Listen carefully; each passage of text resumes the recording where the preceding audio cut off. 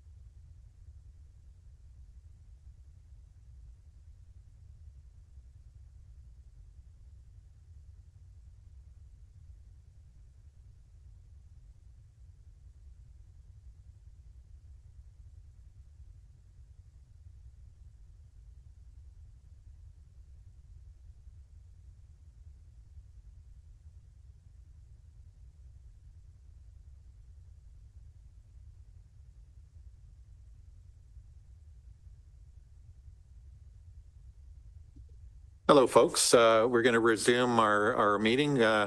We'll reconvene out of closed session. There was no matters arising from closed session.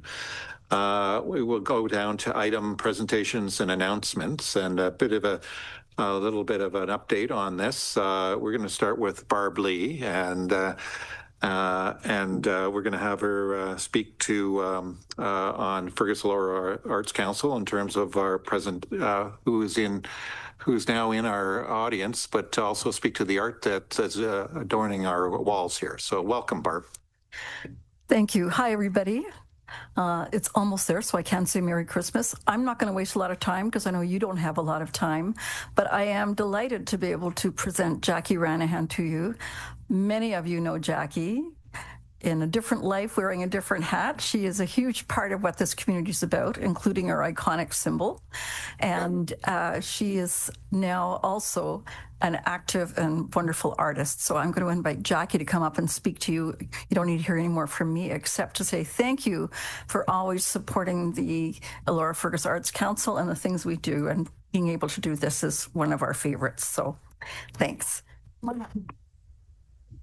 Thank you, Barb, and very happy to have Jackie here. Hello, everyone. And as Barb said, I think I know most of you, if not all of you, or we've crossed paths. I've been in the community since 1997. And I think the last time that I stood here may have been, although it was a bit of a different configuration, in 2006, when the township logo was created by my marketing agency, Mach 1, which is still around, just not really in the capacity that it used to be, but still 27 years old. So that's pretty, that's been a long time in this community. So thank you. So, you know, one of the number one things people ask me or say to me when they see that I paint is, I didn't know you were an artist. And I think that's always a really funny comment because I've been an artist, a graphic designer, and I've been in marketing for over 30 years. So I think it's natural. Art has been basically in my life since I was a kid. And yeah, so now I have a little bit more time on my hands, so I can do this. So anyway, I know again that you don't have a lot of time. Any questions for any of the paintings? And one of them is sold, so I was very happy to hear that. I don't know if any of you have heard that. Yeah. So one of the pieces is sold. Any questions about anything? Any comments? Yes, Councillor McDonald. Thank you. The one of County Road 7, which is the one at the end there. Not the cow. Councillor. Oh, she's not. Councillor McDonald. Oh.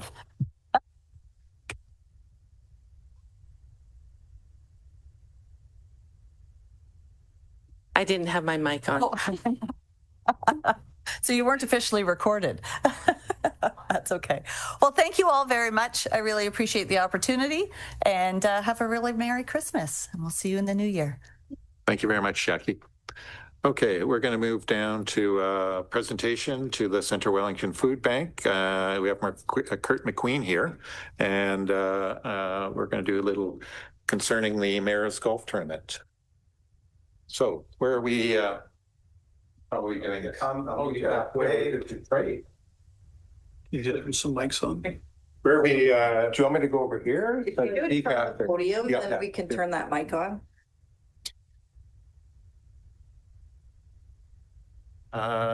Okay. Well, this is a very exciting time as we, so the last couple of years, we've done a golf tournament and a Mayor's Golf Tournament. And and I'm very thankful to all our staff and council for supporting the golf tournament. And the idea of it was to help support non-for-profits within our community, and especially important ones who do really good work. And the food bank is a real gem for our community. It's obviously there are a lot of good people, a lot of volunteers that have been with the food bank for a long time, and obviously, as we've seen over the years, there's been a growing need for it. And I just want to really thank the folks there, and on behalf of the Township of Centre Wellington Council and staff, and all of the people who supported it, came out and golfed. I'd like to present this check for $24,786 to Kurt McQueen of the Centre Wellington Food Bank. Mary, thank you very much. Thank you. You want to say a few words? A couple, sure. Yeah. Thanks. And this is incredible. Another example of the generosity of the community of Centre Wellington. The event, I think, is awesome. I love events. And you brought people together, you brought staff together, counselors together, the community together for a fun day, beautiful weather. I got to bring my family. My foursome was my dad and my two brothers. I can't remember we don't golf a lot, but my dad was so pleased to spend that day out on the golf course with us. Dan and Devlin got to show their expertise at shooting the exact same shot over and over and over and over and over again. Really fun day. And then you raise almost $25,000 on top of it as well. So amazing. Thanks again, Sally and Kendra and everybody else who put the time and effort into pulling it together. The funds in terms of helping us manage and sustain our services to the level we can despite growing numbers, this is amazing. We are getting more and more families in every week. We were averaging 10 new families a month, or 10 new households a month, essentially, for the first half of this year, and September, October, November has jumped to 20. So people from all walks of life, all situations, but all struggling. So the next part is, especially with a donation like this, it helps give some confidence to what are we missing, what else can we do, and push forward with new initiatives to make sure we're filling all the gaps in terms of food insecurity. And we're looking at new projects coming to make sure that may help with closing some of the distance gaps. Centre Wellington geographically is a big community. We have a food bank downtown Fergus, and not everyone can get to it. What else can we be doing to make sure that we're helping everybody? So that's having these kind of funds come in from a single event helps us keep on doing what we're doing and know that we can move forward and make sure we're not missing anything. So thank you so much. Thanks again.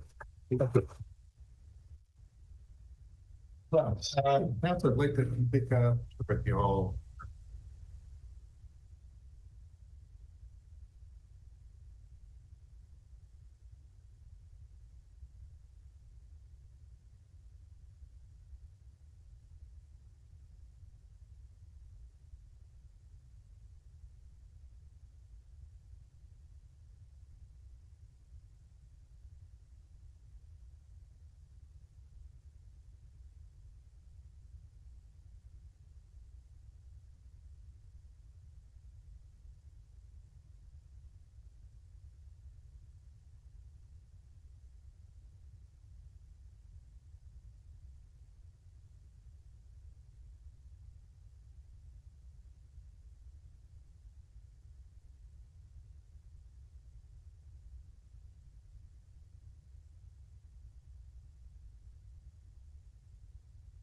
Okay, now we're going to move down to item 8.2 and invite Karen Rathwell, Water Watchers, and the Ontario Salt Pollution Coalition regarding salt pollution. Welcome, Karen. Thank you, everybody. Is there someone to start the slideshow? Oh, on the way. Okay, good.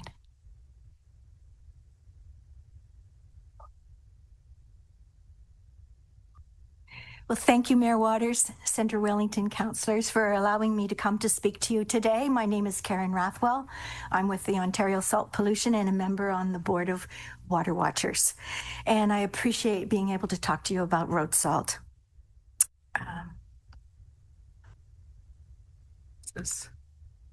Okay. Since 2001, road salt has been declared a toxic substance. And this is because of its irreversible environmental harm that it does. Irreversible. And yet it's never been banned. And that's because it's not directly injurious to human health and because it's so handy to us on our roads. But what we're doing isn't working. And clearly, we have to change our practices. At a tri-jurisdiction meeting, a source water protection paper that was received last year said that our current salting practices will not result in reducing the amount of road salt that we're getting in our water. And that until the liability issue is addressed, that this will continue to be a huge problem. Ontario puts on about half of all the salt that goes down in Canada. And most of the chloride pollution is happening in our urban centers, places that are near creeks, parking lots, highways, and roads because of all the salting. And there is no pathway, no natural pathway to take the chloride and the sodium out of our water. We are asking municipalities to do four things. We're asking the municipalities to urge the province to do four things. We're asking you to have the province convene a stakeholders advisory committee to tell us what the best practices might be. We're asking to review the liability legislation and to marry that with contractor training and certification and provincial best management practices. You don't often find industry and not-for-profit environmental groups working hand in hand, but you do on this issue. Landscape Ontario has been lobbying the provincial government for 3 years to try and make some changes. They're noticing from the report in 2023 that 40% of the private contractor salt that's put down is put down in parking lots, and that their members are having trouble staying in the business because of huge insurance costs and huge deductibles. The impact of road salt on our community infrastructure is huge, and you will see it everywhere. It damages all concrete, our cement, our bricks, our foundation, any metal parts. It damages our vegetation, and we know it's a problem for our pets, our shoes, and our cars. We have to do something about this, and we want to. There are 4 groups that put down road salt. The townships and the towns and the cities have sophisticated equipment, and they're able to connect with weather predictions, concise weather predictions, to be so accurate. And they're also responsible for delivering potable drinking water to their communities so they know what the risks are. But the other 2 groups, the private contractors and the public at large, are unaware of the problems that we're having. And these groups are unregulated. The oversalting comes from the fear of litigation, and that's repeated over and over again in this report. There are no regulations that limit how much salt is enough salt to put down. We need to take action, and people want to do that. We care about our water in our communities. We can take a note from the pages of Gatineau, Quebec, or New Hampshire, where they have been able to wrestle with this issue and find solutions to put down less salt. In conclusion, I'd just like to say I hope this council will take a moment to be part of the solution to this problem and urge our provincial government to make some rules.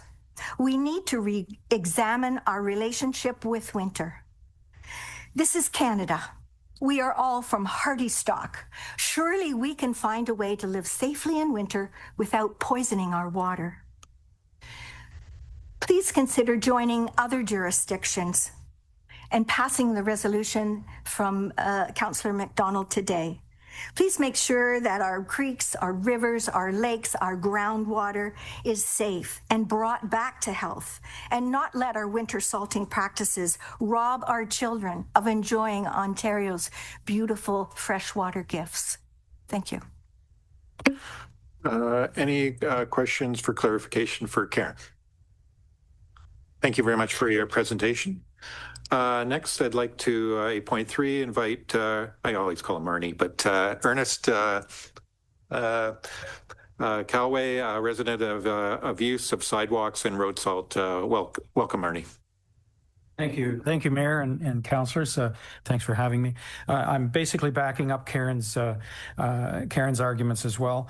My name's Ernie Kalwa, an active resident of Centre Wellington, also active fly fisherman on the Grand River, and as a result, I've been highly concerned with the excessive and unnecessary use of salt, sidewalk salt and road salt. For the past 24 years, since moving to Elora, I've emailed my complaints to my ward councillors and mayors with very little responses and no action. It should be common knowledge to all councillors about the destructive properties of salt on our environment when environmentally friendly and pet-friendly alternatives have been commercially available for decades. The alternatives can be combined with a drastically reduced amount of salt to recover the environment from decades of damage caused by salt, which is declared, as Karen has said, as a toxic substance. It's a poison. My goal is to see Centre Wellington become a leader and a champion for the environment instead of the opposite, rather than perpetuating the destruction of our natural resources through the excessive and unnecessary use of sidewalk and road salt.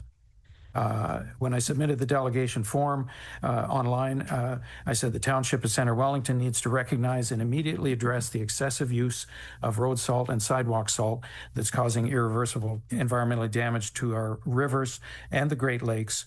Concrete infrastructure, bridges, the new bridge here is being destroyed by salt already. We've got photos of it and videos, buildings, steps, sidewalks, etc. This delegation requests Township Council to pass the accompanying municipal resolution to support the need for provincial action on salt pollution and road salt. If it can be forwarded to the provincial government to add to it, there's already, 25 or so municipalities that have passed the same kind of resolution. We do have a list of supporters behind us. Karen and I have been in touch with the Friends of the Grand River. They're totally behind any initiatives that can reduce salt.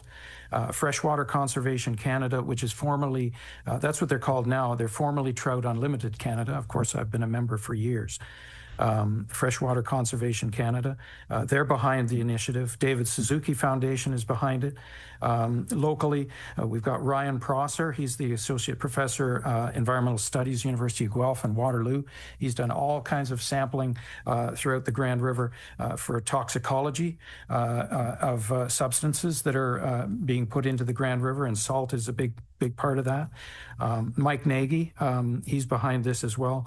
Business development, environmental fisheries, sustainability, etc. So, if I can urge you to pass the resolution that is to be presented by Councillor McDonald, that'd be great.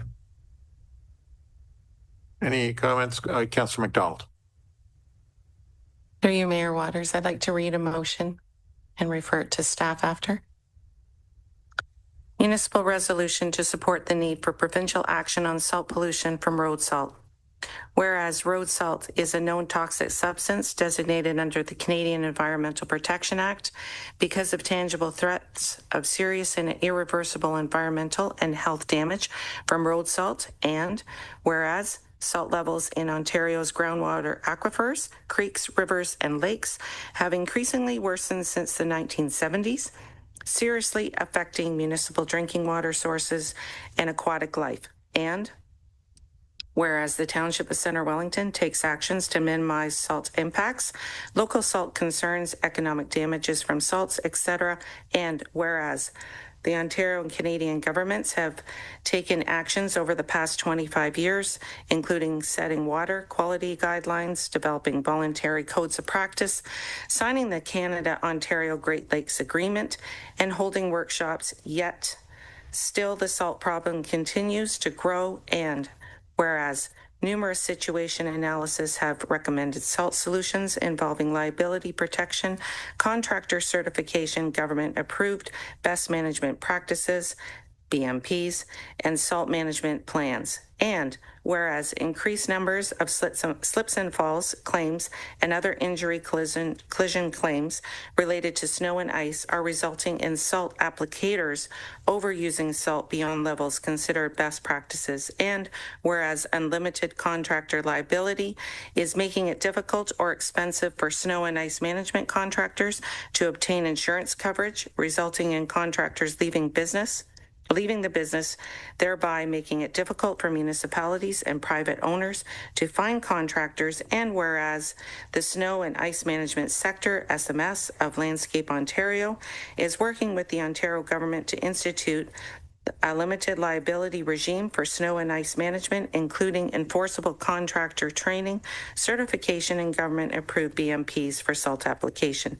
And whereas many Ontario municipalities have salt management plans, but these often require updating in light of improved science and better salt management practices now available, whereas environmentally friendly and pet-friendly alternatives to road salt and sidewalk salt have been widely available for decades and are used successfully by other municipalities worldwide. Therefore, be it resolved that this municipality urges the province of Ontario to work urgently with key stakeholders to develop limited liability legislation, including enforceable contractor training and single set of provincially endorsed standard BMPs for snow and ice management. And this municipality urges the province of Ontario to create and fund an expert stakeholder advisory committee to advise the province and municipalities on the best courses of action to protect freshwater ecosystems and drinking water from the impacts of salt pollution.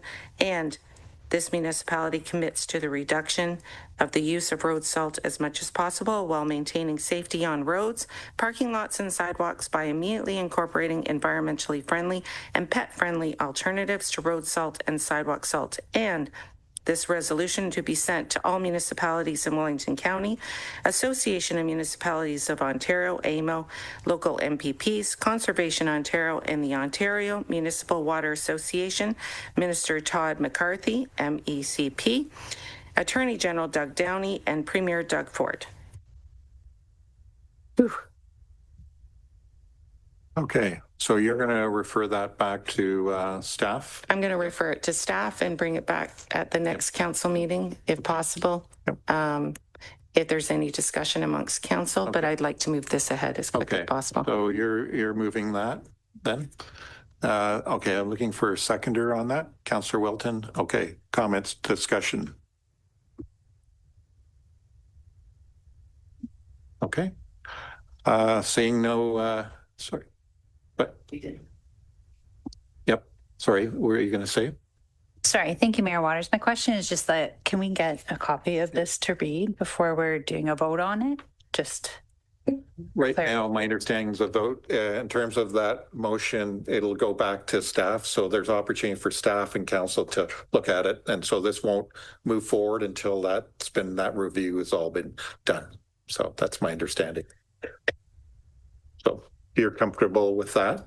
It gives everyone an opportunity because there was a lot to digest and also and I can appreciate sort of the history here and that, but to make obviously a good, give us all a good understanding and bring us all up. There are people here who have been at this for a long time. They're there.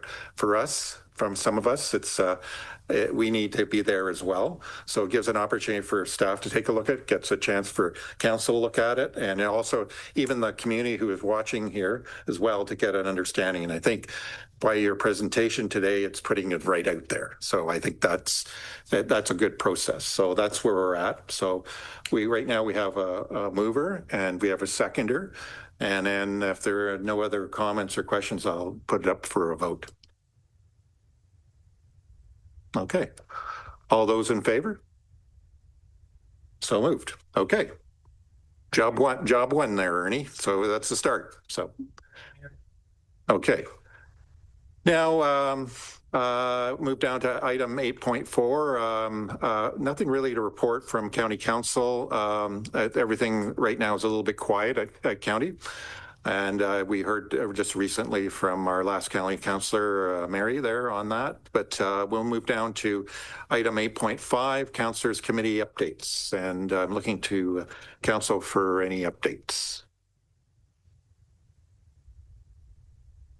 Councillor McDonald.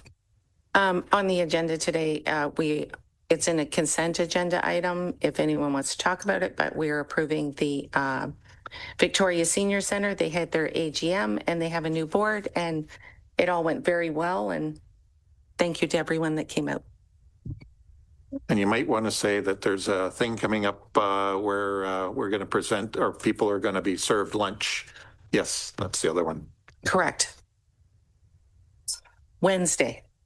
Oh, this is our new director of community service. Very good. On Wednesday, we will be serving lunch, Mayor Waters, myself, and staff to members of the Victoria Seniors. It's their annual Christmas lunch, and it actually is a pretty fun event. Thank you. Thank you, Councillor McDonald. Any other updates from council concerning their committees? Councillor Evoy. Thank you. Through you, sir. I just want to thank the Farm Safety Committee. I apologize. I have the number here, and I was in a meeting and didn't write it well enough. But we've helped several thousand people in the last year. Farm Safety people, the Farm Safety Committee has reached out on several platforms and have reached well over 5,000 people this year alone. And they thank us for their continued, us and everyone else, for their continued support of that very, very important committee. Big thanks to Walter Gross and the whole team doing the hard work. Thank you very much for that, Councillor Evoy. Any other council members? Okay, seeing none.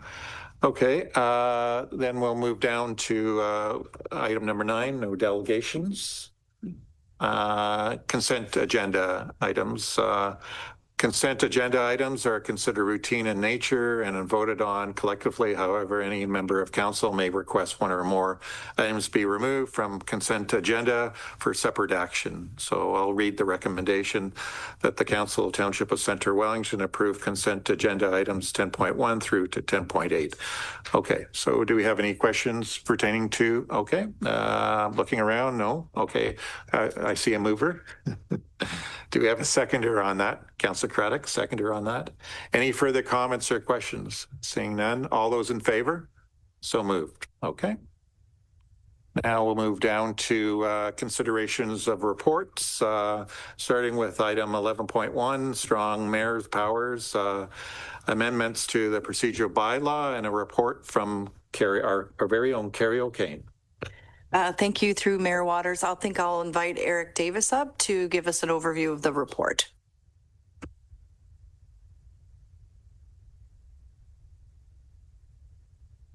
Welcome, Eric. Thank you very much, Your Worship and members of council. Just to provide a brief update, so some amendments were made to the procedural bylaw, or some proposed amendments are before yourselves, dealing with amending certain sections just to take into account the new statutory and regulatory regime imposed by the province, specifically sections 4.4 to 4.6 and 6.10 to 6.12 are the major amendments, and they're just as a result of the strong mayor powers which were brought in by the provincial government, specifically outlined under Part 6.1 of the Municipal Act and Ontario Regulation 530/22. So I believe they're before Your Worship and members of council. So if there's any questions, I am here. Okay, any questions or comments to either Eric or Carrie that way?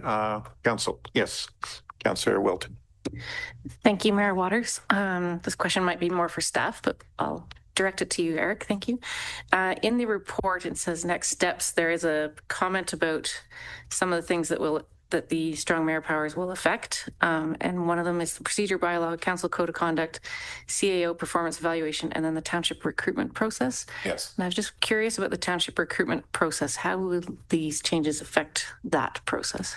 Well, perhaps, I mean, I can also defer to Carrie, but there's specific regulations or directives about powers that the mayor has in relation to township staff, but I'd perhaps put it over to either the CAO to perhaps answer that question more fulsomely.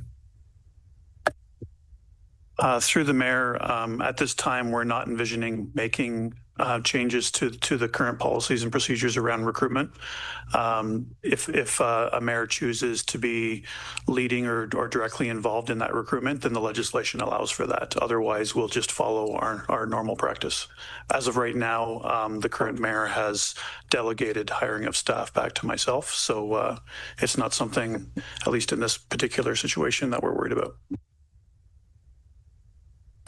Thank you for that. So I just think that's an important thing for all of us to be aware of, that within the strong mayor power legislation, that a mayor can exert that sort of influence on the hiring process. So I think that's an important thing to note. I have another question, but I'll defer to my colleagues. Any further comments or questions? You might be coming up quicker than you think. Yes, Councillor McDonald. I just have one. So under the strong mayor powers, we will be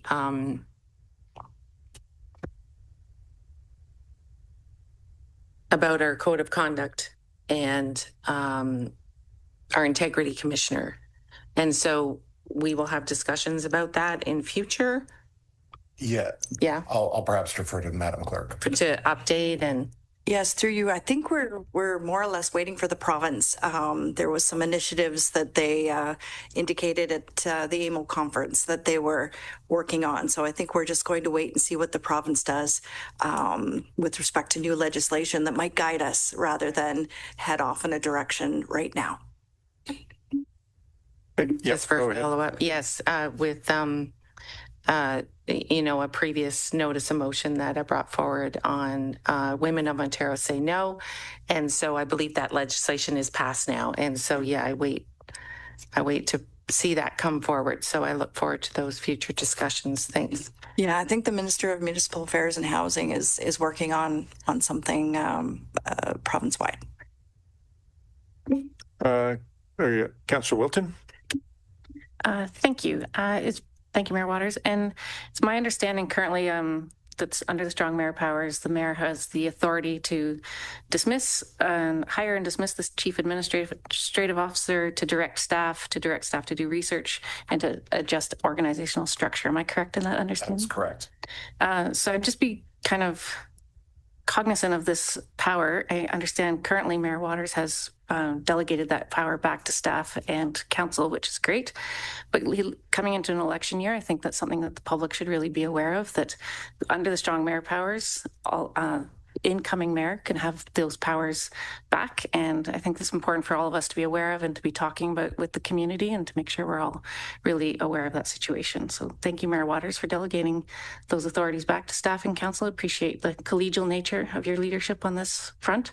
And I just hope we can all have some good conversations moving forward. Thank you.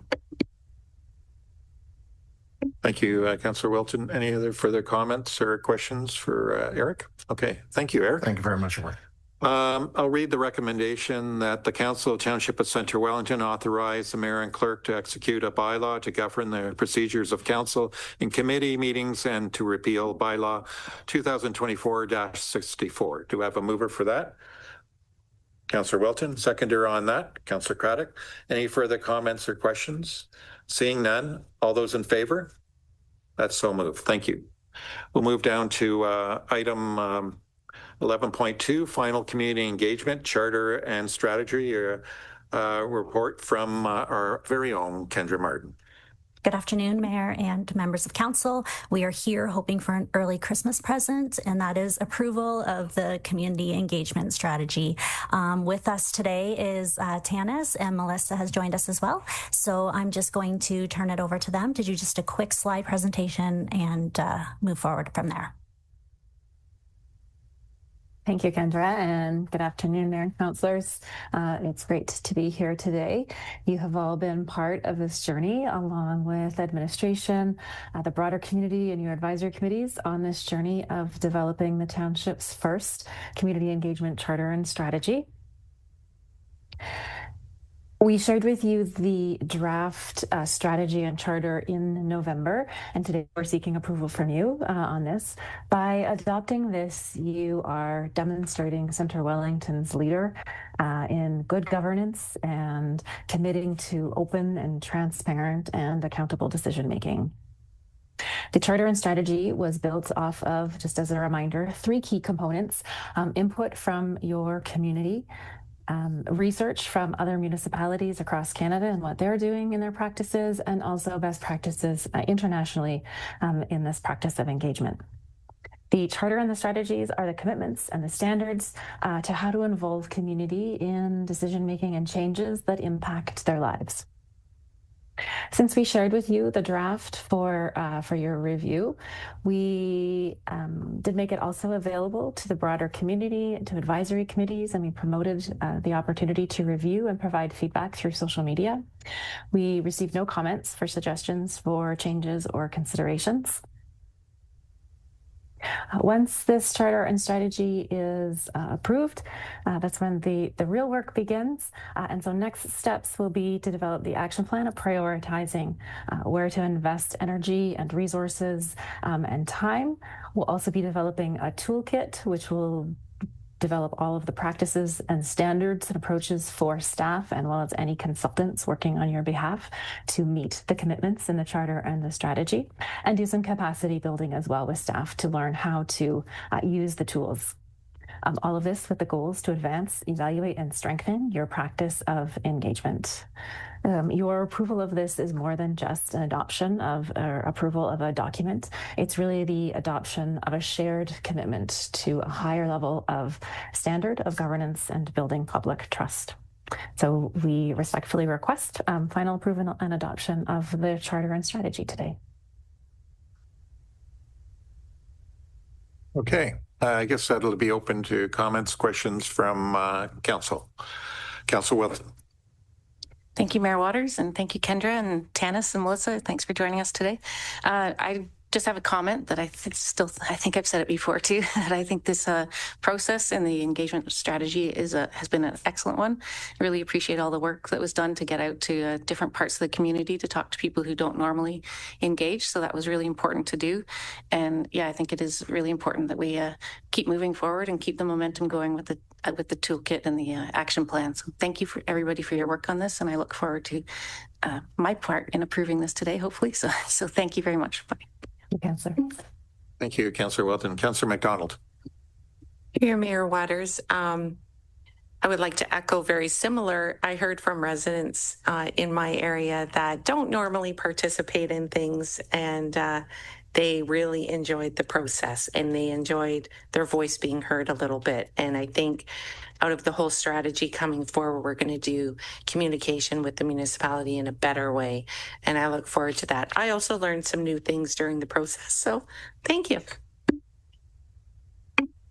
Any further comments from Council as relates to this presentation? I'd like to thank also Tanis and Melissa and Kendra for all their input. Obviously, there was a lot of effort there on behalf of staff and the strategy to get this out. It was I thought I learned a lot as well from this, and I really appreciate sort of all the efforts that everyone put through this, including involvement of Council as well. So if there's no further comments or questions, I'll read the recommendation that the Council Township of Centre Wellington approve the Community Engagement Charter and Strategy as outlined in report number CAO 2025-24. Do I have a mover for that? Councillor Wilton. Seconder on that, Councillor Evoy. Any further comments or questions? Seeing none? Yes. Oh, sorry. I just want to thank Council for your support in all of this. I want to thank the working group, my colleague Hannah, especially Tanis and Melissa, who got us to this point, and especially the community. But I also want them to know that this process isn't over. There's always an open opportunity for them to reach out to staff to tell us how you think and to help us along this journey always. Thank you, Kendra, adding that. We have a mover and a seconder. All those in favor? That is so moved. Thank you. Okay, now we'll move down to item 11.3, activation of tiered response letter of agreement. And here's Mr. Carnes. welcome. Thank you. Good afternoon. So the report before you is in regards to the fire department's tiered response agreement with Guelph Wellington Paramedic Service. And if there's any questions about the report, I'm happy to answer them. I didn't even have a chance to write that down. Okay. Councillor McDonald. Why Cambridge? So that's where their dispatch center is. Cambridge CAC Center, it's called. So that call goes to Cambridge, and then that call from Cambridge goes to our dispatch center at Guelph Fire Department. Then it comes to us. Yes. Any other comments or questions? Okay. Thank you for your presentation. I'll read the recommendation. That the Council of Township of Centre Wellington delegate authority to the fire chief to sign the letter of agreement with Guelph Wellington Paramedic Service for the activation of the tiered response. Do I have a mover for that? Councillor McDonald, seconder on that. Councillor Jefferson, any further comments or questions? Seeing none, all those in favor? That is so moved. Excellent presentation. Great. Okay. Thank you. We'll move down to item 11.4, parking bylaw and transition to AMPS report from Carrie O'Kane. Thank you, Mayor Waters. Through you, it's been a long time coming, but the purpose of this report is to present a new parking bylaw and a new general administrative monetary penalty bylaw to fully transition the Township of Centre Wellington's municipal parking enforcement from the provincial offences to an administrative model that procedurally is efficient, cost-effective, and consistent with current provincial legislation and best practices. The proposed parking bylaw, using the County of Wellington bylaws, the foundational document, consolidates and modernizes township rules, clarifies the application across local and county highways within the township, and introduces targeted amendments to support safety, accessibility, and operational effectiveness. The proposed AMP bylaw establishes a single administrative penalties framework that designates the new parking bylaw at the outset, with flexibility to add other bylaws in the future. I would be happy to answer any questions that council may have. Hey, council, comments, questions. Councillor Evoy. Thank you, Carrie. And I know you and the staff have done a lot of work on this. So I want to start by saying I appreciate it. I also appreciate and acknowledge that the fee is $3 to park for 3 hours, and that you worked really hard on making that happen as well. What I'm wondering is, after 12 weeks, is it possible that we have a report from staff that will outline the implications of increasing the license plate? So what we're asking you to consider is, will it be better for 2 passes per home, or 1 for each adult who owns a car in each home? And I'm wondering if we could see a report on the implications of this ask in 12 weeks.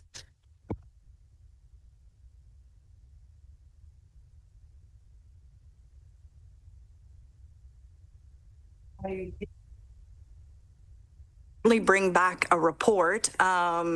We will be in the middle of implementing paid parking at that time, so I'm not sure I will have any data, but we can certainly take a look at it. I think staff chose the 2 parking exemptions per property, being a number that was reasonable. We felt was reasonable, and we also felt administratively we could manage. It is an electronic portal for the residents, but on the back end, it is a manual approval process. So that's why we chose the 2, in that it was reasonable, we thought, and manageable administratively. But if council so wishes, I could come back in that time frame with the data that I've been able to collect in that period. Thank you. With earlier permission from the mayor to continue, I'm not even thinking we need an official report. I'm thinking of, are we able to manage moving bringing that option forward so that every licensed adult driver who owns a car can have an opportunity to register it. And I think I recognize the amount of work that's going into this and the potential that it could implicate the need for an additional staff person and or a program that can handle this instead of the staff person. But without that information, I don't know how we move forward, because it's clear that many of our residents are looking to have at least one car for every adult that owns one. So I'm not looking for an official report. I'd look to the rest of council, but definitely a revisiting of this so we can revisit the idea of having more than 2 cars. We have a lot of homes. This council encourages multi-generational living, and we have a lot of homes that have several adults with their own car in each home. So I think I'm just looking for an update on whether or not how we could implement more than 2 cars. Is this for, Councilor, is this pertaining to this discussion or something different? Okay. Yep. Go ahead. Mayor Waters, I'm not looking for a report. I'm hoping we can figure it out today. Most of the emails I have received have been from residents here in my area about the license plate registration. And is there a possibility to change it at this point to a universal pass that you could go car to car, or unlimited registration of license plates? I know it's a pain, and that's probably the software amps that we have chosen and not a more expensive package, but it is creating hardship for families, and that is what I'm hearing. They actually email me and they say, can you please be my voice on this? And this is, I've received quite a few emails about this one. Through you, if I could just say something, is that this is a yearly program. We have to go through it again in December of next year. So we have lots of time to figure this out. And it was never our intention to not revisit it or to continually improve on the system. We came up with this in-house built system in order to roll out paid parking in the time frame in which council had asked us to do. So it's all part and parcel. The bylaws, the exemption, and everything is all part and parcel of a great deal of work that we've done over the last several months. So, but it was never our intention not to revisit and not to look over the course of this year as to the improvements that we could make or cause any hardships to residents. We just knew that we could not manage the volume that we would expect if it were wide open. But certainly we are at the pleasure of council here. Is it pertaining to? Not on this line. Okay, it's on a different let's part. stay on this line of questioning. Yes, Councillor Adams. Yes, thank you. I would agree. I think when I even went, even as a councillor, went on to register myself in my home, I was a little bit surprised of the 2 limitations that were placed on there on residents. I don't think those were discussed at the report in our last report. It was a little bit of a surprise at the time of registration. So I'm wondering if we could just kind of clarify that now, because there was 2 limitations, the one being the limit of the 2 license plates, but then the other one was related to timing. So I just like to get some clarification on, so we can advise the public on what the intent of that other limitation is. Because I do think when we passed all of the reports that we have passed, that it was with kind of the intent that residents would be exempt from paid parking. And I can appreciate the limitations based on resources. Absolutely. I know we're I get that, but I do think it would be, if we're sticking to the intent of the council of residents not paying for paid parking, I do think it would be diligent of us today to make some steps where we are re-looking at this. So if it's just an onboarding capacity, then setting a time where we can look at maybe taking some more on, or just kind of getting some clarity on that. Okay, let's do Councillor Wilton, and then I'll come back over here. Yep. Thank you, Mayor Waters. I'm just curious. I appreciate all the work that's gone into this. It sounds like it's quite a lot. But is there some other like software or some other program or a co-op student could come on temporarily to help out with capacity? I'm just curious if we've kind of explored all possible solutions and to support it, because I do agree with Councillor Adams that my understanding was that every resident would be able to register their plate. And I understand also that there's probably lots of residents who don't spend time in Elora that won't be registering. So it's probably kind of going to self-limit itself at some point in terms of who's registering, but just curious on those pieces, if there's other solutions could help out. And again, it wasn't our intention to cause any hardship, and we can revisit it. It's just we are all still very far behind in the approval process in order to make our January 5th deadline. So by opening it up now, we will not make that January 5th deadline. Everything will be delayed, and we will we could do this. We could process more. We could open it up, but we will be well past our January date in order to get those done. If we defer paid parking, then we can open it up and get those approvals through. But with the capacity and the staffing that we have now, there's 5 of us doing about 100 a day, and we're not able to keep up. So, follow up, Councillor Wilton. Yep. Yeah, just a quick one. I'm just curious, like, of the people registering, like, are you getting a lot of people that have more than the need for more than 2 licenses per day or per address, or is it just a handful? We have heard that it is they want to, their children want to register, and if there are 2 units in the home, those are 2 different addresses. We allow for owners and tenants. It's generally just the adult children or children that are living there that don't qualify. So we have several complaints or concerns expressed. Yes. Councillor Evoy. Thank you, sir. So through you again. So Carrie, in our earlier conversations, what I learned was exactly that at this point, it's not a question of saying no. It's a question of we simply don't have the resources at this point from a staffing lens and or a program. I heard one of my colleagues say, won't our program do it? I learned in our conversations that there currently isn't a program. We haven't spent the money. Our staff have created their own version of how to enter it and then manually put it in. I recognize the amount of work. That's why I said if we, rather than leave it arbitrarily to one day in the new year, we had discussed a potential 12 weeks so that at the end of March, we could discuss this and revisit it in a way that we can realistically say, yes, everything went down. We can handle this. What do we need? Do we need an employee or a university student or a program? What do we need to allow us to increase to either 2 per home or 1 for every adult registered car owner? So I think that is a compromise that I was looking for. And I'm hoping that rather than saying sometime in the new year, by putting a date on it, it allows us to follow through as a council with our promise to our neighbors, which was free parking.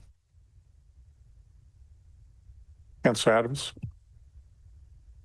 Yeah, I just want to.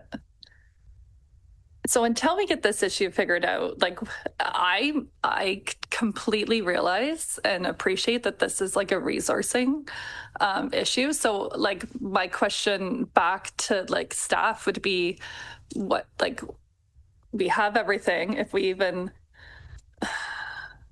don't want to like delay process on all the work that's been done, but we do have a resourcing issue. So is it easier to say that let's go ahead now and make a commitment that we can work on, bringing reports later or updates that need to be made later to the program to continue to onboard residents into the program? Or is it better just to like pause and take the time and give our staff the time that they need to properly like process what we need to do to have like all residents? Like, it's kind of a question to staff, because I'm fine either way. Like if this was a timeline of council, I'm whether it's January 1st or whether it's February 1st or March 1st, as I don't think we have a strong tie to that date, but I also don't want to undo work and make more work. I'm looking for advice of what can we do here to help with the resource capacity we have and still move ahead and still keep the intent of the resolutions that we've passed, which meant that residents weren't paying for parking. Okay, I'm looking to staff who, I see you're, okay, go Adam. Yeah, thank you, Mayor Waters. And for the question, Councillor Adams, I think as staff, we've kind of drawn the line in the sand in terms of the start date of January 5th and working very, very hard at attaining that goal.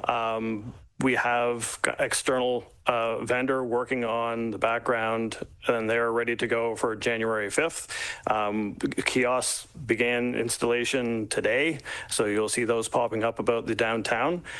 So I think at this point we're reserved to the January 5th date. From a resourcing standpoint, Council did approve through the 2025 budget process an additional resource. We are currently marketing for that resource in terms of supporting the exemption process. But I think now we're in a position where Jan 5 is the date we are really striving towards. But again, to Carrie's comment, we are here at Council's will and will take your direction. That said, I think we have pushed from the previous date where we were looking to go kind of Q4 of 2025 to where we are now in terms of early January 2026. Okay, any more related to this? Yes, go ahead, Councillor Wilton. Yeah, I guess I'm curious then with the January 5th, that seems like it, if I'm hearing correctly and understanding, it's already challenging to process enough applications, and we have seasonal holidays coming up, which I hope staff are going to be able to get to take holidays. So I guess I am concerned if January 5th is already a little bit too ambitious and maybe even bumping it to like by 2 weeks, even just to give a little more breathing room in January for staff. I don't want to, just curious what that means and what it looks like. I understand some kiosks and signage is going up, but if people don't get charged, they probably won't mind. So just kind of through you, we're working really, really hard to make that date. Everything aligns to January the 5th, and we would like to meet that date. So that's why we came up with the policy 2 per household, thinking that's reasonable place to start, and reasonable for us administratively to manage. We have to do again. I just would like to indicate we have to do this again next December. It's a yearly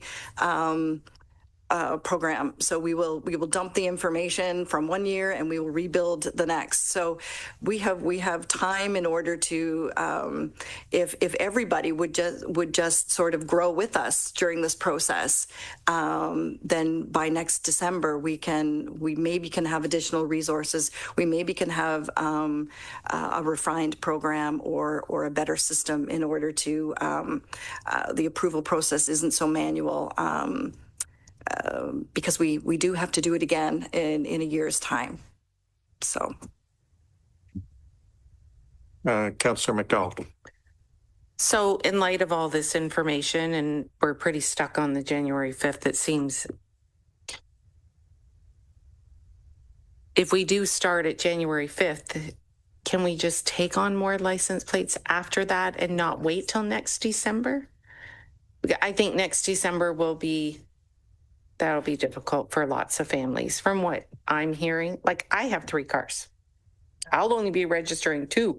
We never discussed only 2 vehicles. So,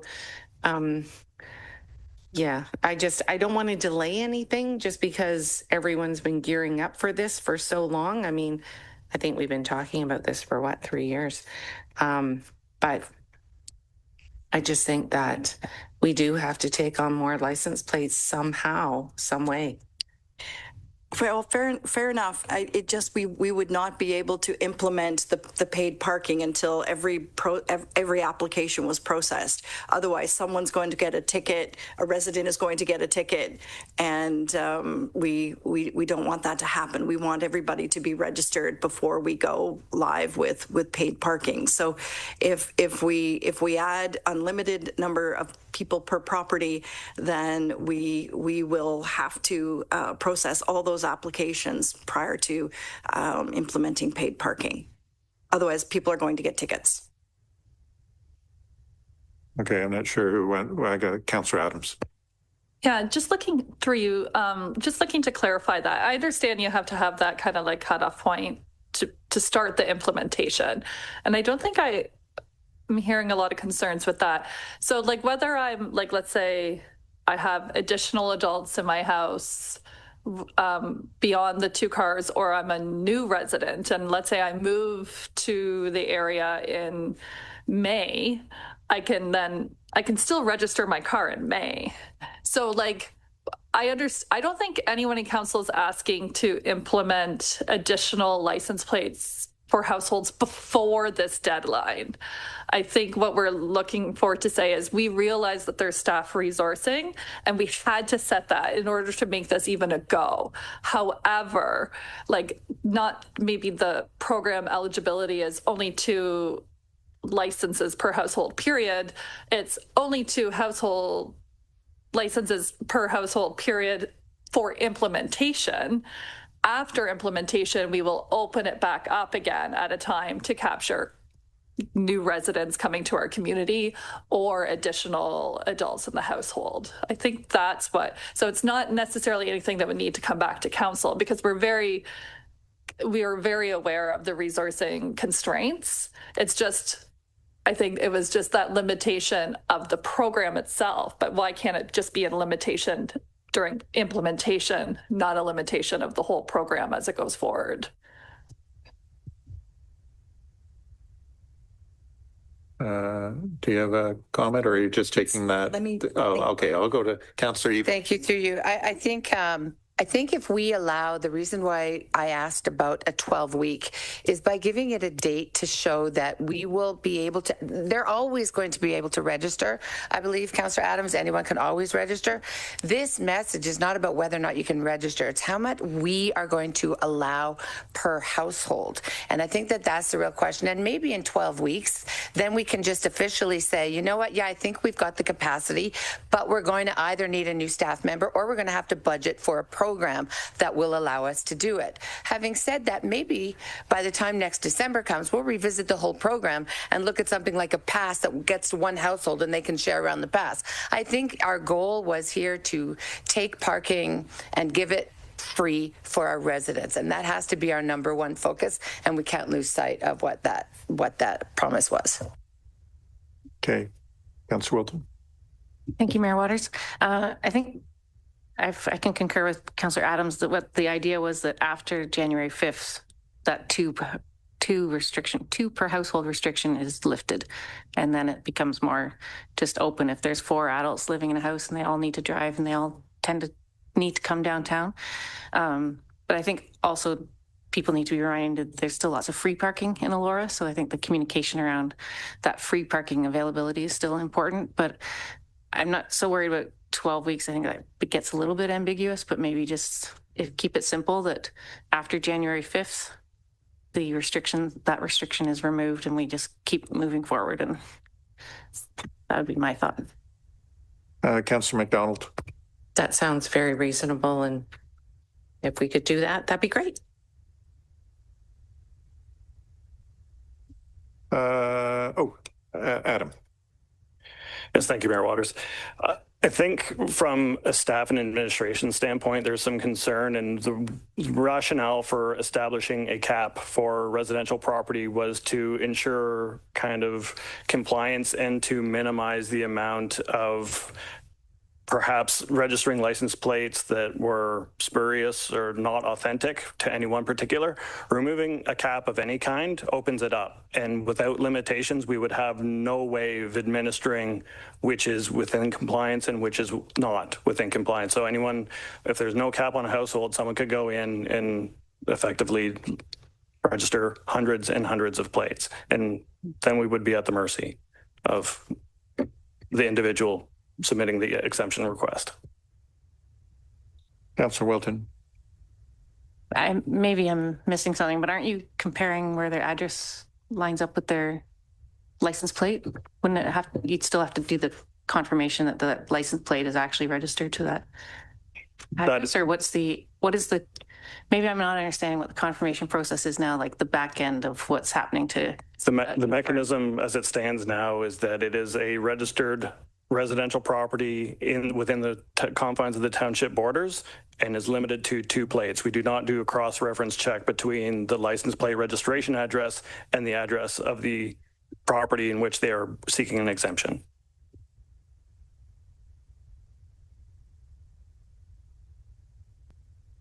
That is what you call a conundrum. Oh. And I'm not trying to be funny about it. I think council, I think staff have really heard this, that we obviously want to allow more folks to come in.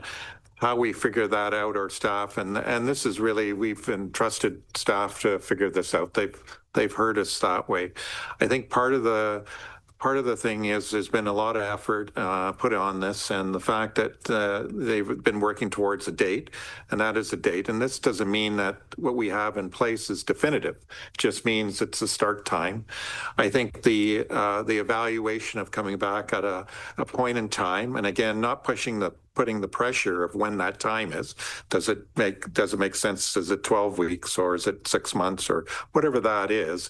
But we know that we should do obviously a review and an assessment of how this is working out. But I also think it's really at this stage, it's sort of let's get this going so we all understand it. It's all new for us, new for the staff, new for the community. And then we're going to definitely get feedback that way, but also we're going to understand sort of what we can handle at this. And it's not, if the long-term goal is to have more people involved that way in terms of bringing on, family members and that, then we'll have to figure out what that is. Yes, Councillor Wilton. Thank you, Mayor Waters. Couldn't it be as simple as saying 4 per household after the January 5th deadline? Because in a kind of typical sort of scenario, you might have two parents and 2 adult children in their 20s who can't afford rent in our community. So I feel like we are kind of piling things on younger adults who are just trying to make a go of it that might work downtown Elora. So I'm just kind of, I now understand you can't have an unlimited number per household because that could get into some unshady situations happening. But I think limiting it to 4 would at least allow for those multi-generational families to have some flexibility. So that would be my thought of some kind of compromise for today. Any further comments, questions, Councillor Adams? Yes, I agree. And I'm not sure if maybe by the time we actually get past our other questions and we get to the point of reading a motion, we can go back to see if an amendment's required on that part. This is, I think, kind of related to the limitations because I was actually looking for clarification the first time I spoke on the 2 limitations, the one we just discussed quite a bit. The other one, it's still saying when people apply that the exemption applies once per day per registered vehicle. Moving to another parking space within the same zone does not reset this limit. I think there was some, it's still on the application. Has that been clarified and does that rule still stand? Yeah. Okay, through you, I might need Satnam's help here, but I think in order to enforce this at all, it's required that it's a 5-hour enforcement window. So if you come down in the morning to the dentist's office and you have a dentist appointment and you park in the 3-hour parking and you have your appointment and you leave and you come back in the evening, that's fine. If you go to the dentist and you leave and run another errand and come back within that 5-hour enforcement window, you would likely get a ticket. Did I explain it right, Satnam?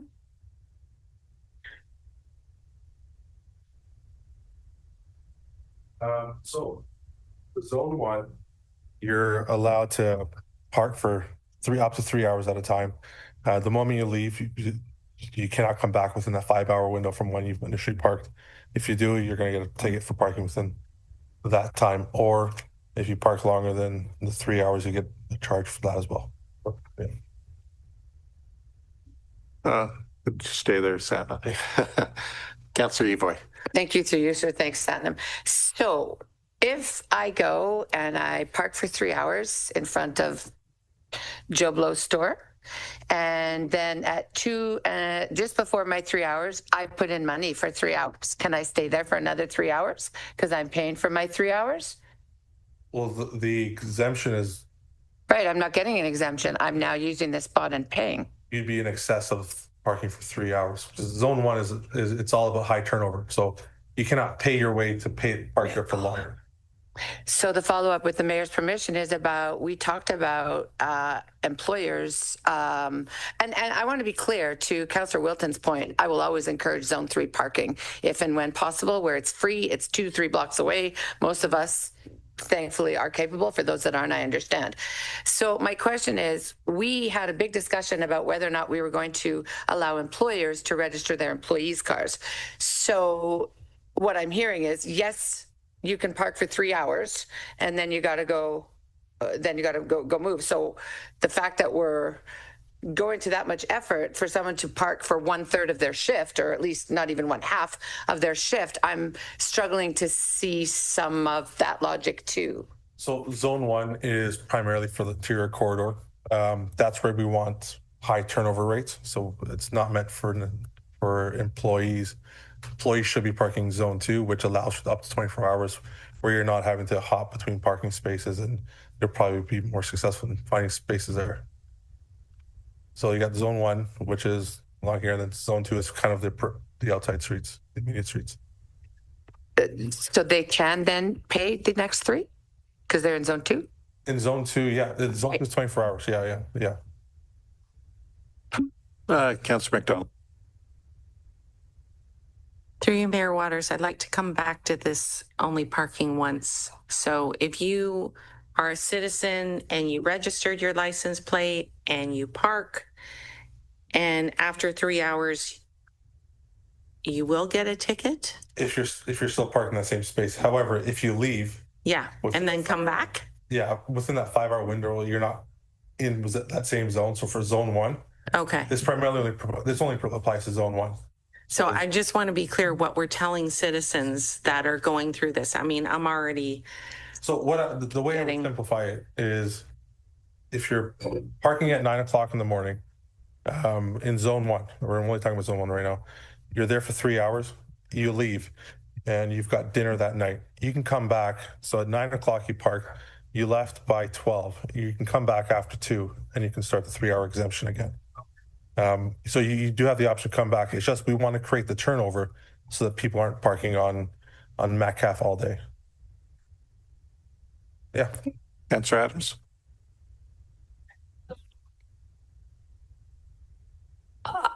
I think this could be a bit of a communications nightmare for like the community, because I think if people understand, if I'm parked in a 3-hour spot, that I can only stay there for 3 hours. Like, I think with signage and stuff, we can get that across. But I think what's going to be difficult for residents is if I go down at 9 a.m. for we also built towns with a lot of services downtown, like all of our, dentists, everything. So I go to my dentist appointment or my hair appointment that morning, and I'm, because I am looking for those kind of prime parking spots, because maybe my mobility is not as great and I'm not parking in the parking lots that we do have available. I stay within the 3 hours, great, and I leave, but then I go down for lunch, visit my best friend for lunch, and then boom, now you're combined over that 5 hours and you're going to get a ticket.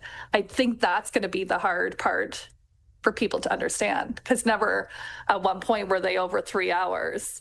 So it was just a small little asterisk when you were registering the system. We are hearing some from the community and some have reached out to town and all of us, but I think ongoing that one's going to be very difficult to get a full awareness out.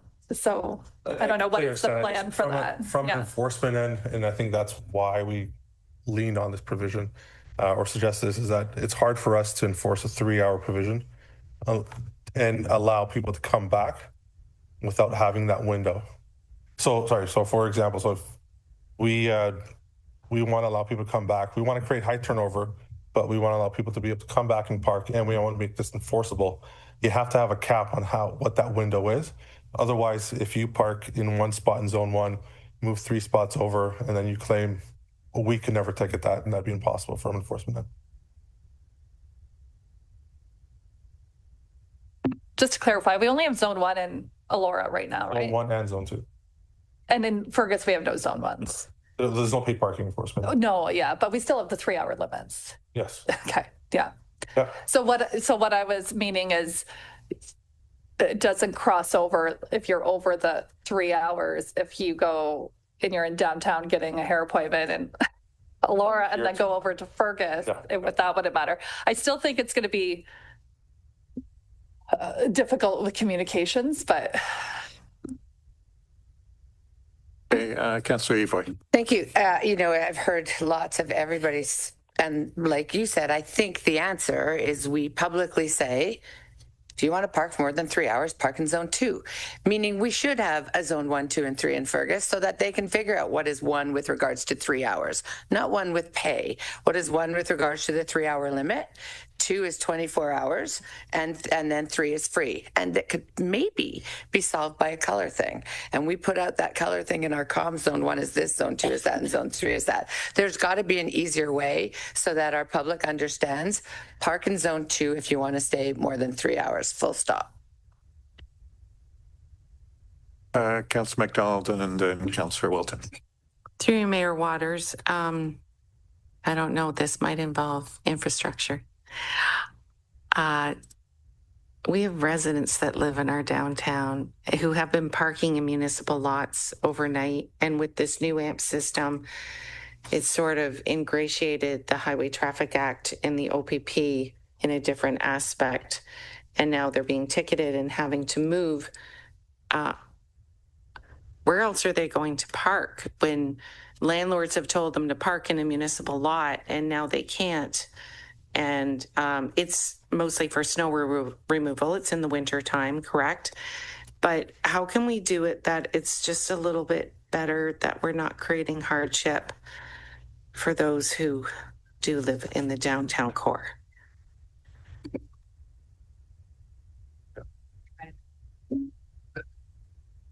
Yeah, thanks for the question, Councillor McDonald, and through the mayor. So I think, so operationally, and even our signage currently in the downtown lots, it's signed as no parking for more than 24 consecutive hours. And so that allows us to have some turnover in those lots. When we do have to do snow clearing with those, we usually put up some custom signs. Usually it's a few days after the event, and just say, no, this lot is off limits, on the evening of overnight. And that allows our overnight crews to come in and clear the lots completely. And Carrie did bring to my attention, there is a clause in the current bylaw that kind of groups the municipal parking lots, which includes our community centers and parking lots as well, in the winter months to have no parking from 2 a.m. to 6 a.m. So I think we need to look at that and just see what makes sense. I think it probably is warranted in the community center lots, just to allow the township, our contractors, that window of time, because we want to make sure those lots are clear for when the facility's open first thing. But it maybe doesn't quite work for those downtown lots. So I think it's something that we need to visit. Yeah. Councillor Wilton and then Councillor Adams.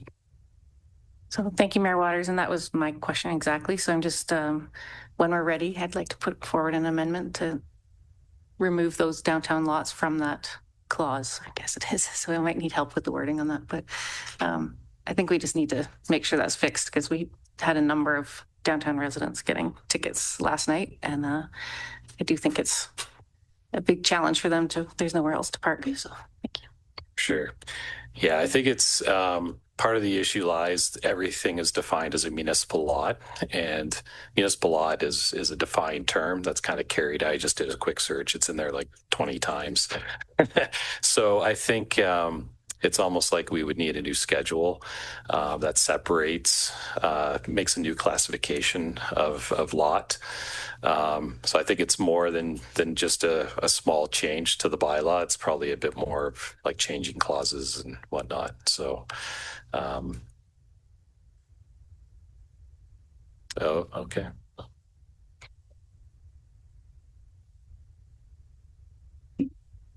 Through you, if you can identify the lots, you could indicate under 1310. And Satin, if you're listening, make sure that I'm doing this right.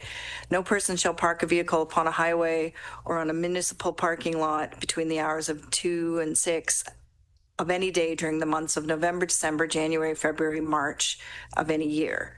So when it says municipal parking lot, with the exception of blank and blank or just blank, okay, I think would work.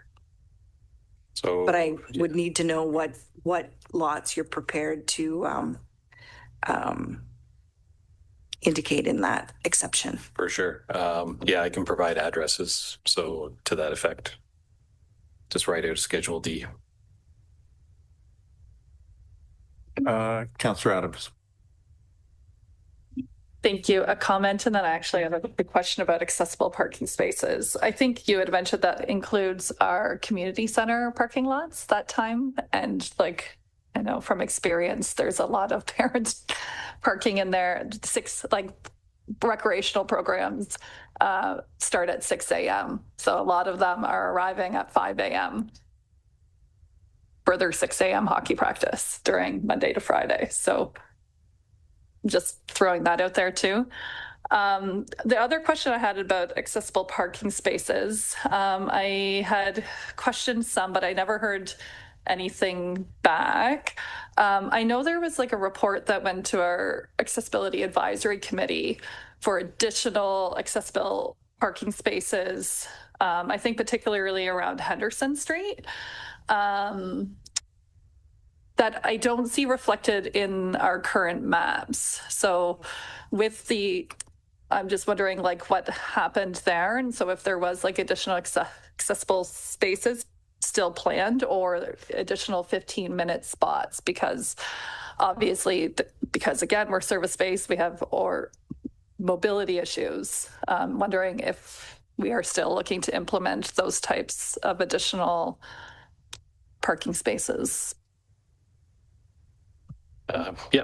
Through the mayor. So yes, the plan is to implement accessible parking spaces on Henderson and on Smith. So we do have, as part of the Smith Street reconstruction, so as part of that design, there is kind of new accessible parking space right in front of St. John's Church. And then there's like an existing kind of curb cut as well on Henderson Street. And there's proposed accessible space there.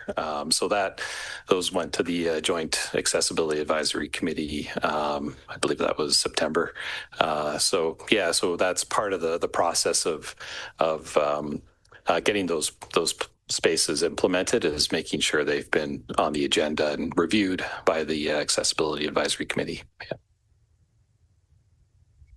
So just follow up in timing of that, and when those are ready, is that like an update that we're able to make without it having to come back to council to update the schedules, or would at that point that schedule would have to be added to the schedule to come back? Yeah, they would have to be added once they're there. Like once the construction is complete, then we would come back and add those at that time. Yeah. Sorry, do we have an ETA on when we expect that? Through the mayor. So Smith Street is under construction this summer, fall. So likely by the end of next year. And then the ones on Henderson, kind of looking to let the dust settle on the construction. It's a busy construction area right there right now. It does kind of line up with the church's accessible entrance. It's actually off of Henderson. So just probably once their renovations are done there, there's some boulevard restoration that's going to happen, and we'll probably time it around there. So I'd say probably the summer of next year. Yeah. Sorry, and just to clarify, is that additional just accessible, or is there also a 15 and one of our 15-minute zones there as well, or were those just accessible spaces being proposed? Yeah, just accessible. Okay. Yeah. Okay, Councillor Jefferson. Thank you, Mayor Waters. My questions kind of concern with our administrative penalties and all the different things that you can get a ticket for. So there's quite a few things that are like 3 meters from this, 1 meter from a driveway, different places, etc. And then when we're also looking at our parking map for Elora, I know we have quite a few streets that are not lined, but are heavily parked on during now and tourism season in the summertime. So I'm wondering, Water Street has a lot of traffic up on High Street, Victoria Street, and they're not lined. So I'm just wondering if we're going to be incurring tickets that you're parking within a meter of a driveway, or 3 meters of a roundabout, things like that. Are we doing line painting or signage or something that's going to stress to people that you must park in these parking spots? Are we going to go around and do that so that people know, so that they're just not haphazard? Because it is haphazard now, and they are blocking driveways, and they're blocking intersections or parking too close to intersections. So I'm just wondering if we're doing preventative measures for that. Thank you. Yeah, no, thank you for the question. I think, so my response would be, there's certain areas I think are busy on the weekends. So from my observation, and I'm sure others have seen it on the weekends, kind of the parking does spill into the residential areas within the community. At this point, our line kind of parking space, on-street parking space, pavement markings program really focuses on the downtown and the municipal parking lots. So we're looking more in the central business district, making sure all those spots are maximized, and really that's the main goal is maximizing the number of spots in those locations. It's, in the residential areas where it's maybe a little more intermittent, what I would say, there's no plans at this time to add additional pavement markings, kind of outside the downtown urban core. Again, it doesn't mean at some point in the future we don't, but I think it's something that we monitor. Those kind of the rules are actually are in the Highway Traffic Act, like the 9 meters from an intersection, the 1 meter from a driveway. Those are things that drivers should be aware of. But that being said, at this stage, no plans to kind of do additional pavement markings kind of outside what we're currently doing. Councillor McDonald. Through you, Mayor Waters. still on accessible spots in our churches. So I'm happy to hear that there'll be one go around St. John's Church, probably after they're done their construction. So that'll be good. Our churches do struggle with this parking strategy of any kind since this was implemented. The 3 hours, I don't know, back in 2020, maybe 2019. Right now, our churches are sort of putting pylons in the street for funerals and for, so seniors can get in. How is this going to impact that? It's sort of an underwritten rule at the moment. But I have been asked that question. Like, not all our churches have their own parking, and, to be able to go to mass or a church ceremony, wedding, whatever. If you're local, you won't pay. Yes, through you. I don't anticipate anything's going to change in that regard. There are no new provisions that would, again, they have to follow the rules. Like, they can't park within 9 meters of the intersection. And those, as Colin indicated, those are common Highway Traffic Act. We didn't put those in here. If you have your license, you should know that. But I don't see that anything here should interfere with that, providing they follow the highway rules. Okay, and I would like to thank your staff for working with the churches on the recent parking. Thank you. Councillor Jefferson. Thank you, Mayor Waters. My question, I think it's page 40 with the no parking zones in Fergus. It was just a question for clarification that on St. Patrick Street West, it's 50 meters west of St. David Street North and between St. David Street North, that there's no parking in there. But then on the maps that we have for the downtown parking in Fergus, I think it's listing 8 spots on the north side of the street there that are actually for public parking. So it's just a question for clarification. Thank you.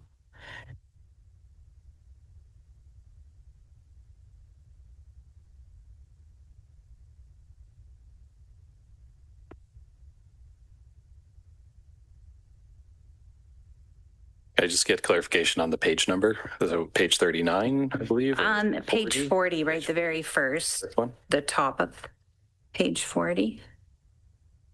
And it says St. Patrick Street West, the north side.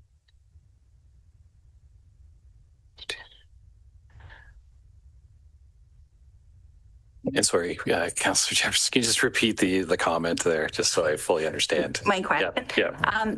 Just because it's stipulating no parking zones, and then it's 50 meters west of St. David Street North and between St. David Street North. So that section of St. Patrick Street? Yes, across EFG there. Yes. Yes, yeah. But it's like 50 meters. And on our maps that we have, like on our website and Fergus BIA website and et cetera, has it that there's actually 8 parking spots on the street listed for parking, but we're putting in our new bylaw that there is no parking on that street. Yes. Yes. So yeah, that's my go-to actually when I'm downtown Fergus is parking along there. There are some parallel parking spots just west of the entrance to Ecclestone's parking lot there. I think we'll take another look. There's some perpendicular ones too that kind of at the back of the curling club that seem to disappear in the winter that we're not maintaining. But there's definitely, there's a few spots along there. So we'll just double check to make sure the mapping is accurate for downtown Fergus. Yeah. Any other questions, Councillor Jefferson?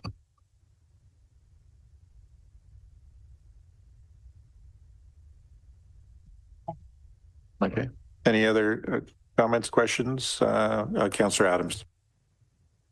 Thank you, through you. I was just wondering if we can get just a little bit of an overview. There's a lot of stuff within this bylaw and how it impacts change.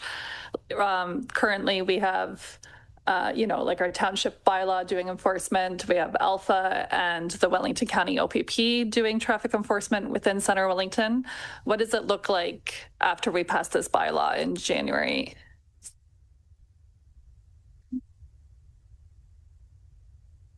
Through you, we've been advised that OREG 33307 makes it very clear in the Municipal Act that a municipality cannot have an AMP system as well as a POA system for parking.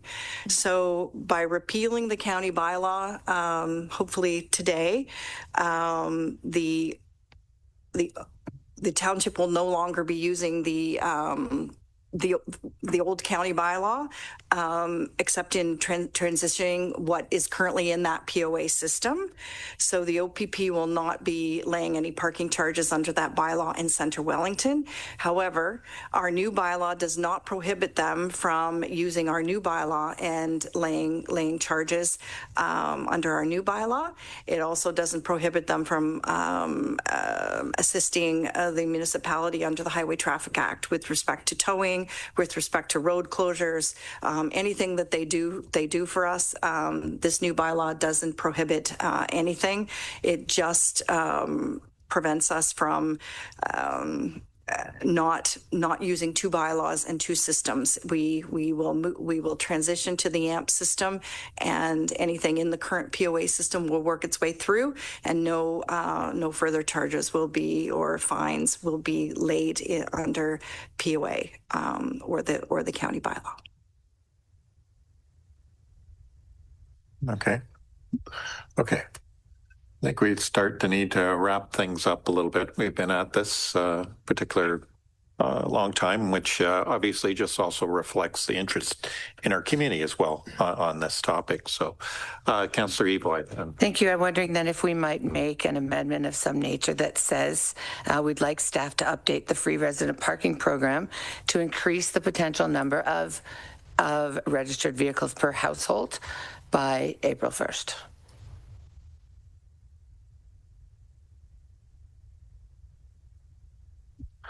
Okay. We'll just put that there for a second. Okay, Councillor Adams, what were you going to suggest? Sorry, I was just going to second that.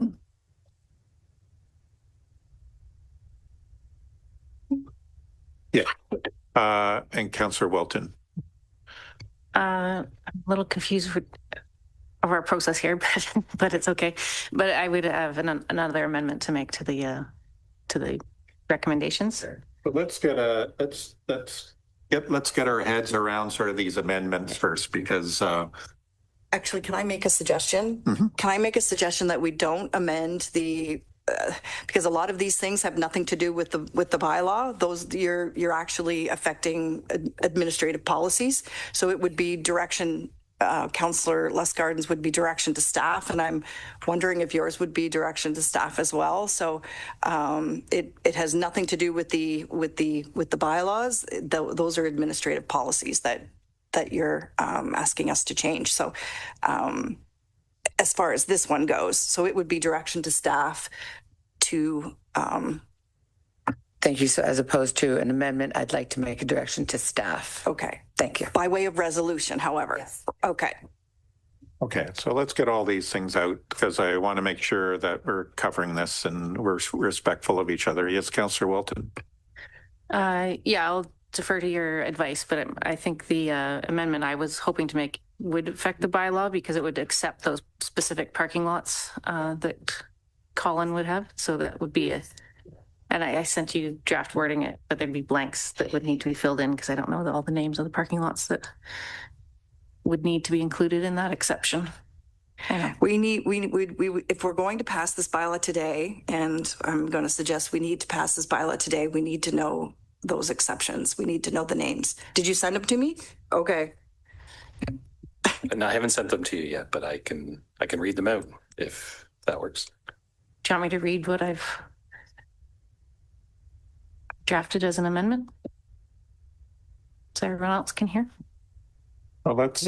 I see yours now. But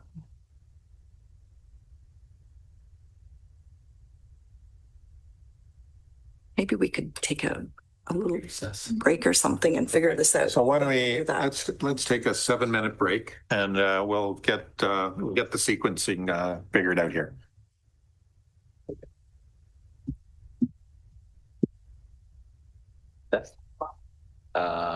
Okay, so let's get Barb's done first. Did you? Okay. You want to do Barb's first and then come back with how do you want to do? Well, Colin has to send me the name of the parking lots that he's willing to change. Okay. And that staff update. Okay, here we go.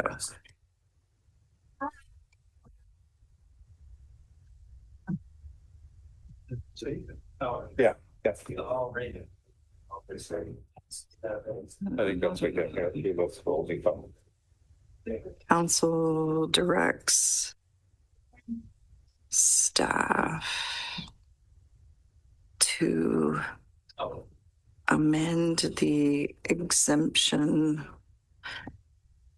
program for Center Wellington residents.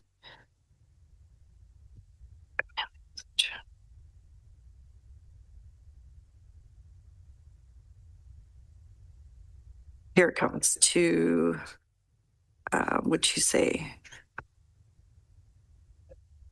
Or registered vehicles per household.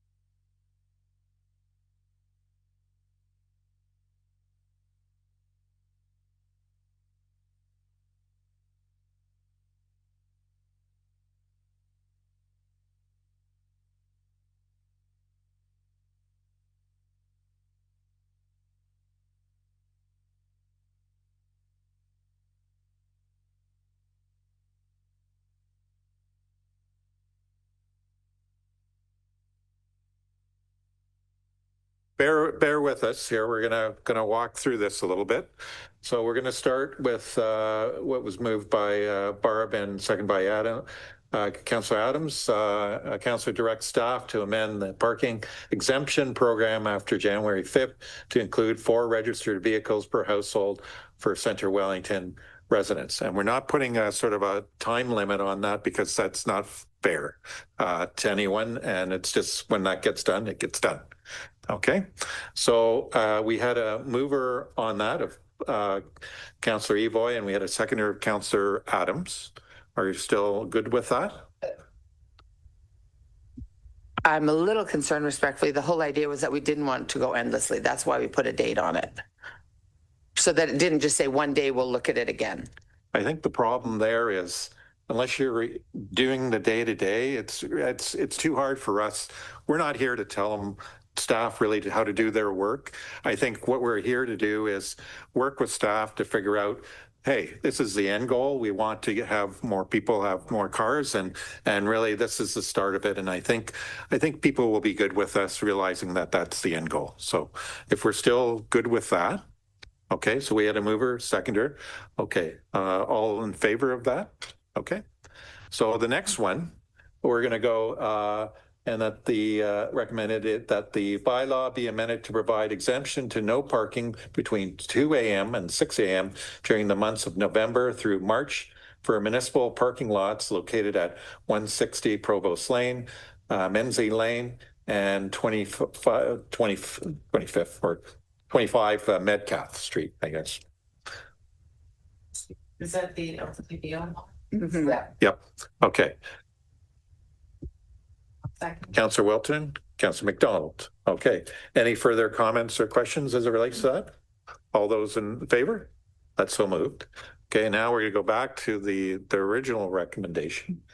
That the Council of Township of Centre Wellington receive report Core 2025-81 from the Manager of Legislative Services and Municipal Clerk regarding new parking bylaw and administrative monetary penalty system bylaw for information, and further that the Council authorize the Mayor and Clerk to execute a bylaw to establish an administrative monetary penalty system, AMPS, and further that Council authorize the Mayor and Clerk to execute a bylaw to regulate the parking or stopping of vehicles on highways, public parking lots, and private property within the Township of Centre Wellington, and further that the Council repeal parking bylaw 6000-23 effective upon the enforced date of the parking bylaw, subject to the transitional provisions described in this report and set out in the AMP bylaw, and further that Council repeal bylaw 2025-32 effective upon the enforced date of the new parking law bylaw, subject to the transitional provisions described in this report and set out in the AMP bylaw, and repeal AMP bylaws 2025-47 and 2025-61 effective immediately, and that the bylaw be amended to provide exemptions to the no parking between 2 a.m. and 6 a.m. during the months of November through March for municipal parking lots located at 160 Provost Lane, Menzies Lane, and 25 Metcalfe Street. Okay. Do I have a mover for that? Councillor Evoy, seconder on that. Councillor Wilton, any further comments or questions? Yes, Councillor Adams. Just one quick last clarification from me. So with these changes, with the transition to the new bylaws, we have 2 enforcements, our own staff bylaw enforcement, and then Alpha. Alpha will still remain just in the downtown area. Is that correct? With the exception of winter maintenance township-wide on a limited basis.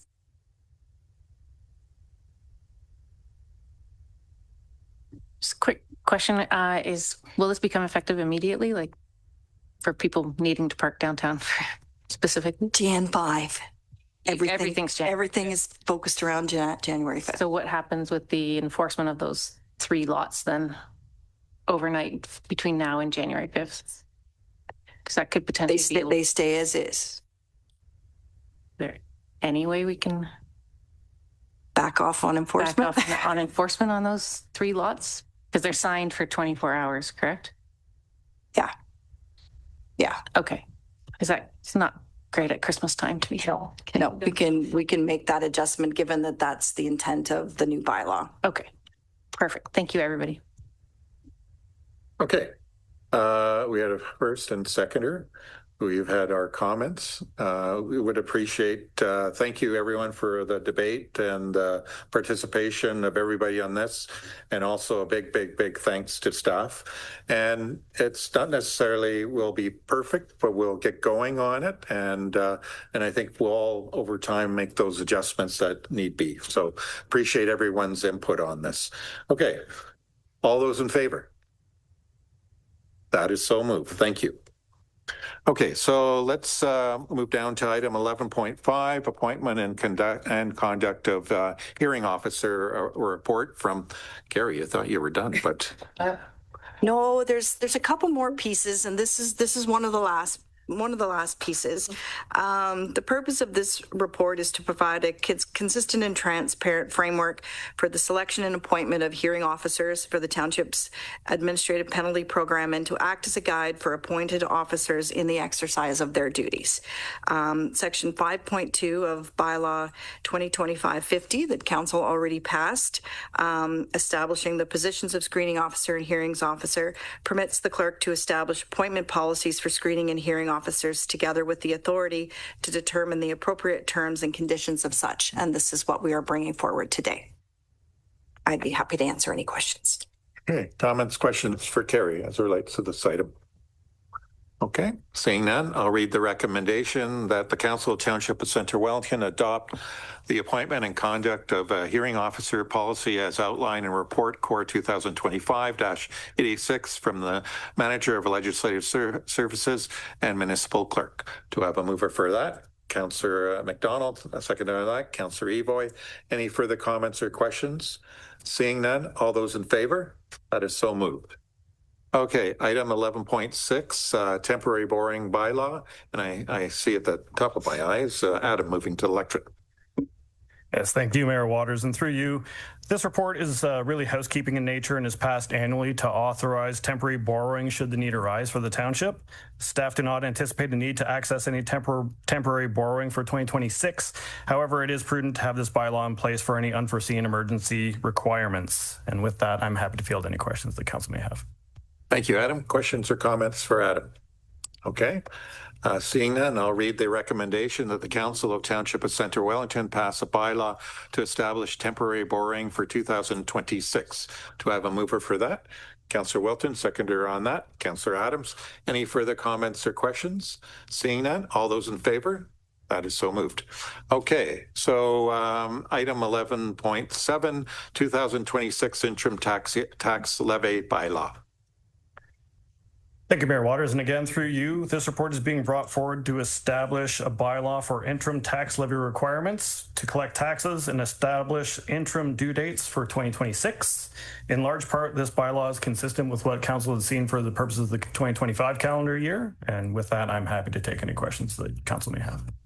Thank you, Adam. Comments or questions for Adam as it relates to this item? Okay, recommendation of the Council of Township of Centre Wellington to pass a bylaw to provide an interim tax levy for 2026 and to provide for the payment of taxes by installments. Do we have a mover on that? Councillor Wilton, seconder on that. Councillor McDonald. Any further comments or questions? Seeing none, all those in favor? That's so moved. Thank you. Okay, 2026 budget bylaw. Again, through you, Mayor Waters, thank you very much. This report is being brought forward to have council endorse passage of a bylaw to enact the 2026 budget for the township. I just want to take a minute to thank all contributing staff as well as council for your participation and guidance throughout the budget planning and deliberation process. This budget will position the township to continue to deliver value-added services to the residents of Centre Wellington for the 2026 calendar year. As always, I'm happy to take any questions. Thank you, Adam. Comments, questions for Adam as it relates to this item? Okay. Thank you, Adam. I'll read the recommendation that the Council of Township of Centre Wellington authorize the Mayor and Clerk to execute the bylaw to formalize the adoption of the 2026 budget. Do I have a mover for that? Councillor Wilton, seconder on that. Councillor Evoy. Any further comments or questions? Seeing none, all those in favor? That's so moved. Okay, now we'll go down to bylaws. 2025-81, a bylaw to establish the Administrative Monetary Penalty System, AMPS, and to repeal bylaws 6000-23, 2022-32, 2025-47, and 2025-61.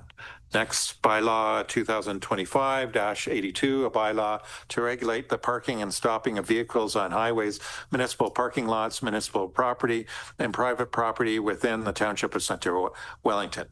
Next, bylaw 2025-83, a bylaw to govern the procedures of council and committee meetings and to repeal bylaw 2025-65. Next, bylaw 2025-84, a bylaw to establish a temporary borrowing for 2026. Oh, did you lose your screen? Oh, shoot. I was on a roll. Next, yes, 2025-85, a bylaw to provide an interim tax levy for 2026 and to provide the payment of taxes by installments. Next, the bylaw 2025-86, a bylaw to formalize the adoption of the 2026 budget. Next, 2025-87, a bylaw to establish the fees and charges for various services provided by the municipality and to repeal bylaws 2024-82, 2025-15, and 2025-34, missed on December 2nd, 2025 agenda. You know, that's a big story. And that bylaws 2025-81 through 2025-87 be read a first, second, and third time and passed, signed by the mayor and clerk and the corporate seal affixed. Do I have a mover for that? Councillor Adams, seconder on that. Councillor Wilton. Any further comments or questions? Seeing none, all those in favor? That is so moved. Notice of motions? None. Motions were noticed were given. Confirmatory bylaw. A bylaw to confirm the actions of council. That bylaws 2025-88 to confirm the proceedings of council at its meeting held December 15th, 2025, be introduced first, second, and third time and passed in open council. Do you have a mover for that? Councillor McDonald, seconder on that. Councillor Jefferson. Any further comments or questions? Seeing none, all those in favor? So moved. And then before I adjourn, would anyone care to send out some Christmas wishes or holiday celebratory things? Yes, Councillor Evoy. Thank you, sir. Through you, on behalf of myself and my family, I'd like to wish everybody a safe and healthy and happy holiday season ahead, filled with health and harmony. And let's remember to be good to each other, because that's the biggest gift we can give. I'd also like to thank the staff for their continued support in all that we do. We couldn't do it without you. So happy holidays to all. Any other councillors would like to say a word? Councillor McDonald. I've enjoyed this year working with everyone at this table, and I hope everyone has a safe and happy holiday. Pleasure. Any other? Okay. I would like to say a few things. Again, it's been a real pleasure to work with everyone this year, and we've had a very eventful year, lots going on, lots of topical discussions, as we just had today. But it also speaks to all the hard work here. And I'd like to thank again council and staff and the community also for participating and giving their daily input in terms of the things that we do here. That's all very important. So we, for myself, I look forward to the new year. But before we even get there, I want to wish everyone a Merry Christmas or the best of the holidays. And we'll see you in the new year.